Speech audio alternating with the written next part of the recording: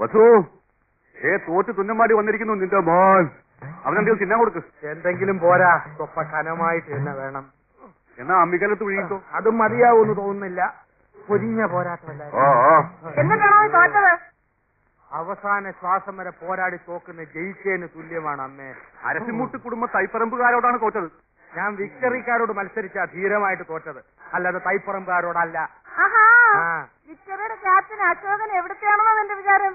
എന്റെ ഭഗവാനെ, എന്റെ അനിയത്ത് സുമതിയുടെ മുഖത്ത് ഞാനിനി എങ്ങനെ നോക്കും? സുമതി കുഞ്ഞമ്മ ഗോഷ്ടി കാണിച്ചോണ്ടിരിക്കാണോ നോക്കാണ്ടിരിക്കാൻ? നമ്മ ധൈര്യമായിട്ട് നോക്കുന്നേ. ഈ പോരാടുന്നു. ചെസ് മത്സരത്തിൽ ഞാൻ അവനെ തറ പറ്റും. തലപ്പന്തുകളിലും ഷീട്ടുകളിലും തോറ്റപ്പോഴും നീ ഇത് തന്നെ പറഞ്ഞു. അത് പിന്നെ ഞാൻ ഒരുത്തം മാത്രം വിചാരിച്ചാ മതിയോ? കൂടെയുള്ള കോന്തന്മാരും കൂടെ വിചാരിക്കണ്ടേ? ചെസ്സിനാവുമ്പോ എന്റെ മണ്ട മാത്രം മതിയല്ലോ. എടാ മരമണ്ട, അതിലും നീ തോറ്റേച്ച് വന്നാലുണ്ടല്ലോ നിനക്ക് ഞാൻ പച്ച വെള്ളം തരത്തില്ല. പച്ചവെള്ളം ഫ്രീ ആയിട്ട് ഹോട്ടലിൽ നിന്ന് കിട്ടും. അമ്മ വിശന്നിട്ട് കുടൽ തിത്തൈ പാടുന്നു. അമ്മ വല്ലതും തിന്നെ എടുത്തു വെക്കും. എടാ നാളെ പോയി കുളിച്ചിട്ട് വരാൻ. അമ്മയുടെ പിണ്ണതയില എവിടെ ഇരിക്കുന്നേ? അമ്മയുടെ ഈ തിന്നാനുള്ള വാശി ജയിക്കാനും കാണിച്ചാൽ മതിയായിരുന്നു.